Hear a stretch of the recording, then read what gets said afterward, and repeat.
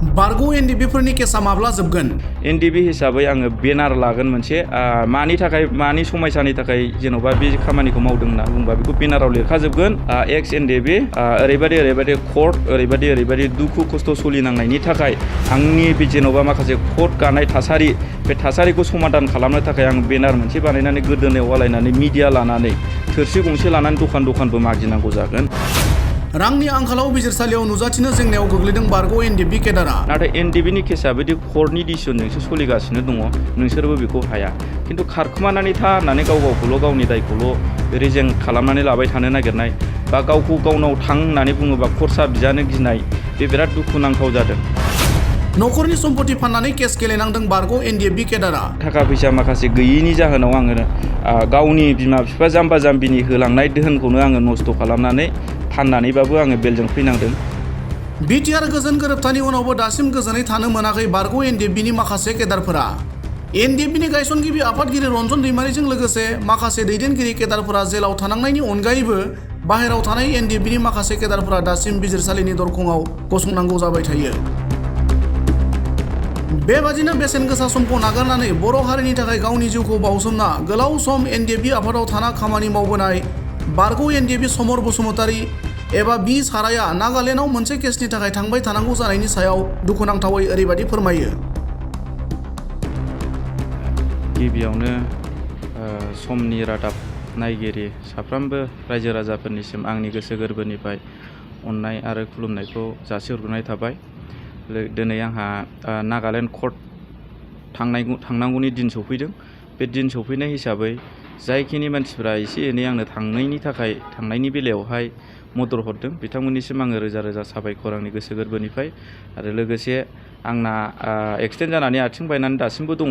दा एक्सिडेन्ट जाना आथिं बायनायनि बेलायावहाय जोंना मानाव गेदेर गबिन्द सारा एसे हरदों। बिथांनि हरनायजों आंहा ट्रिटमेन्ट जानाय नङा। बेखायनो आं दोननानै दङ। बिथांनिसिमबो आं रोजा रोजा गोसो गोरबोनिफ्राय साबायखर बावहरो।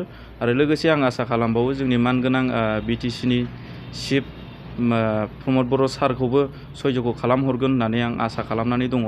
दिनै केस थांनायनि बेलायाव जोंहा बुहुद खस्थ' जायो। मानो होनबा थांनायनि फैनायनि बेलायावनो जोङो मेंग्लिजोबो। जोङो एकदम मोजां मोनसे सान्थि भाबै जोङो थानो माने बिसि फिसाजों थानो जोङो लुगैसै। ओरै थांनाय ओरै फैनायखौ जोङो लुगैया। आरो आं फंसे खोथाखौ आङो माने गोसोआव नांनानै दंबाय थायो।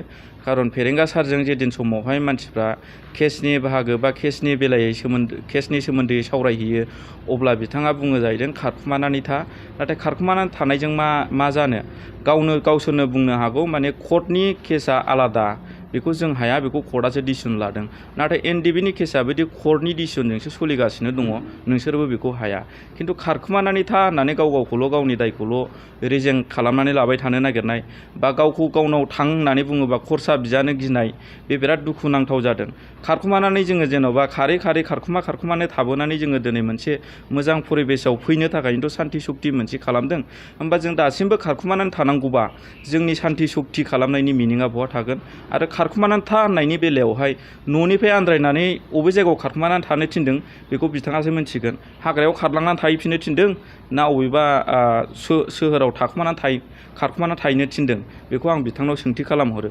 बेखायनो जों बेबायदि गावजों गाव सोंखारिलायबाय थानाङालासिनो जोङो गभर्नमेन्ट हिसाबै जोङो गभर्नमेन्टआव दाबि खालामो अननानै जोंनि केसखौ माने फोजोबनानै होयो। आरो जेलाव थानाय जेसेबांनाखि दङ गासैखौबो बख'नानै होयो। बेनो जोङो लुगैनाया। मानो होनबा सान्ति सक्ति होननानै बुङो। सान्ति सक्तिनि मिनिंफोरबादि जाहाथे खोनासंजानाय खामानिखौ मावलाङो जों बेखौनो माने गुरैयै माने जों बिटिआर सरकार बा आसाम सरकार बा इन्डिया गभर्नमेन्टनिसिम जोङो बेखौनो खावलायहरो। जोंखौ बेफोरबायदि आलाय सिलाय खालामबाय थानो नाङा। थांनायनि बेलायाव जेन'बा सयज'खौथ' हरा नङा हरखानांगौ नाथाय सयज' हरनायल'जों मा जानो? जोङो मा जागोन मा मागोन मा दांगोन मा खालामगोन जोंनाव जेबो जेन'बा रां रुफा जोंनाव जमा गैया। दा बेखायनो जोङो माने जोबजानायखौ जोङो लुगैयो। दिनै जोङो जेन'बा केस गेलेनायाव जोङो हरदों होननानैल' मा जानो? जेन'बा जोङो जानाय थानायनि खोथा दङ। केस गेलेनायखौथ' नोंसोर हरखानांगोन आं बेखौल' बुङो।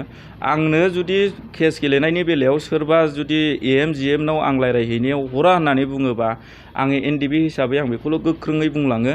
एनडिबि हिसाबै आङो बेनार लागोन मोनसे मानि समयसानि थाखाय जेन'बा बे खामानिखौ मावदों होनना बुंबा बेखौ बेनाराव लिरखाजोबगोन। एक्स एनडिबि ओरैबायदि कर्ट ओरैबायदि दुखु खस्थ' सोलिनांनायनि थाखाय आंनि बे जेन'बा माखासे कर्ट गानाय थासारि बे थासारिखौ समाधान खालामनो थाखाय आं बेनार मोनसे बानायनानै गोदोनायाव आलायनानै मिडिया लानानै थोरसि गंसे लानानै दखानबो मागिनांगौ जागोन। बेखायनो आं जेला रायज्लायहैयो अब्ला बिथांमोनहाबो आंखौ दुखु हरनो नाङा, आघात हरनो नाङा, मानो होनबा जोंहा मान सनमान होननायबो गैखाला। बेखायनो जोंबो मालायनि मान सनमानखौ सानालासिनो जोंनि समस्याखौ जोङो सल्भ खालामनांगौनि बायद'बो जानो हागौ। बेखायनो जोङो खावलायहरो मोजाङै मोजां जाहाथे माने जोंनि केसखौ उइथड्र खालामना होयो। आरो रिहाबिलिटेसननि खोथाखौ आं बुंबावनोसैसो। रिहाबिलिटेसना जाहैबाय जायफोरा मोनबाय जोङो बुंनो थांला, बिसोरखौ सोरबा मोजां नंगौ नङा बेखौ जों मख'नो थांला। खिन्थु एनडिबि हिसाबै एनडिबिनि सोद्रोमाया मोनथारनांगोन जेरैखि जाया। आरो आं बेखौ खावलायबावो, गामि ओनसोलाव जों जेराव थादों जेराव जादों बिथांमोनहाबो जोंजों नाखि गुलि खालामफानानै कयेकजना हमजाबाय, कयेकजना जेलाव थांबाय, दिनैसिम केस दङ बिथांमोनहाबो। दिनै बिसोरहाबो जेन'बा हमजानायनि बेलायाव माखासे दुखु खस्थ' लाफानांबाय बा धोन सम्पति एसेबाबो थांबाय, बिसोरनोबो होफाजोबनांगौ। आरो गासिबो जेन'बा बिसोरनो होफाखांजोबनायनि उनावबो जेन'बा सान्थियाव बिथांमोनखौबो सान्थियाव दोननांगौ, बिथांमोनखौबो गोजोननायखौ होनो रोंनांगोन, बेखौनो आङो खावलायहरो। नागालेण्डआव आंजों लोगोसे जोंनि एनडिबिनिफ्राय जों 3 आरो एनआइसिएननिफ्राय 2 दङ, जों 7 गेजेरावहाय जोंनि एनडिबिनिफ्राय 2 माने थाङा आरो दा आंल' थांबाय थानाङो। दा थांबाय थानायनि बेलायाव ओरैबायदि जायो, बिसोरो जुदि थाङालासिनो थाबाय थायोबा केसा जेबो रानिं जाया, पेन्डिंआव जानानै थाबाय थायो। दा बेखायनो माने आलदा खालामनो जोङो माने रायज्लायगासिनो दङ। आलदा खालामनायनि जाहोनावबो जोंहा रां रुफा गैयैनि जाहोनावहाय जोङो आलदा खालामनो हायाखै दिनैसिम। आलदा खालामोबा हयथ' जोंना केसा थाबैनो जोबगोन, आं बेखौ नुहुरोमोन आरो। आङो सिगां एनडिबि एसआवमोन, जेलानाखि आङो हमजानाया खननै जादों। क'क्राझाराव खनसे 2017आवमोन नामा खनसेया, ओमफ्राय नै खनसेया लास्टना जाहैबाय 2018 जुन 22 थारिखआव आं हमजादों। ओमफ्राय 2019 जुलाइनि 27 थारिखआव आङो गबोदों आरो नागालेण्डनिफ्राय। बेयाव फुरा एनएसएखौ जादों आङो। दा बेयावबो आङो एनएसए जोबखांनायनि उनाव आङो बेलजों फैनांदों। बेलजों फैनायनि बेलायाव थाखा फैसा माखासे गैयैनि जाहोनाव आङो गावनि बिमा बिफा जाम्बा जाम्बिनि होलांनाय दोहोनखौनो आङो नस्थ' खालामनानै फाननानैबाबो आङो बेलजों फैनांदों। दा जों बेखायनो दुखु मोनो, जोङो जेन'बा मोनसे जेन'बा जाथि बा हारिनि जेन'बा नांनो मावनो होननानै जोङो एनडिबिआव हाबदों बा एनडिबिनि खामानिखौ मावबोदों बा एनडिबि जाबोदों। दा बिनि बेलायाव जोंहाल' जेन'बा कयेकजनाल' गाव गावनि जेनाखि धोन सम्पति थांनाय हिसाबै एसेबाबो बिखा खामनाय थायो, गोजोननाय फैनो नागिरा। बेखायनो जोंखौ माने गोजोन होनो थाखाय आङो सरखारनिसिम बेखौनो खावलायहरो।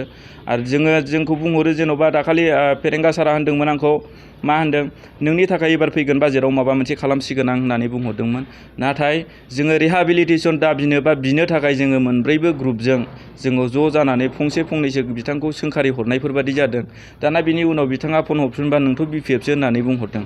जोंनाव बिपिएफनि मा मार्का दङ, जोंनाव इउपिपिएलनि मा मार्का दङ, राजनितिकनि जोंनाव मा मार्का दङ, जों राजनितिगिरि नङा। जोंनाव मार्काया दङ सिफ, जोंनाव एक्स एनडिबिनि मार्काल' दङ। जोंहा पलिटिसियानगिरिबो नङा। जोङो बिपिएफ इउपिपिएल होननानै जोंहा बुंजानांगौ जोंहा गोनां गैया। मानो होनना बुङोबा आङो बिपिएफनिबो प्रेसिडेन्ट नङा, इउपिपिएलनिबो प्रेसिडेन्ट नङा, बिनिबो चेयारमेन नङा, आङो बिनिबो चेयारमेन नङा। जोङो थोंजोङै एक्स एनडिबि, जोंना इउनाइटेड फराम हिसाबै जोङो दिनैसिम जोङो सोलिनानै दङ। आरो इउनाइटेड फरामनिफ्राय दिनै जेन'बा केसनि बेलायावहाय केस फोजोबनो जोंहा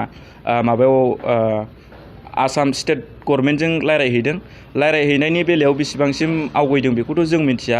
नाथाय बेयावहाय जोङो लुगैयो बिटिआर सरखारनिफ्रायबो जाहाथे दाबि खालामफादेरो, उन थाङालासिनो ज' थांफानानै जयैनो सावरायनायखौ आं लुगैयो आरो। मानो होनबा आलदा जुदा उन सिगां थांलायोबा बैहा मा रायज्लायहैदों बिहा मा रायज्लायबोगोन बेखौ जों मिथिफिना। बेखायनो जोङो माने ज'खौ खालामहैजानायखौ जोङो लुगैयो आरो, बेखिनियानो।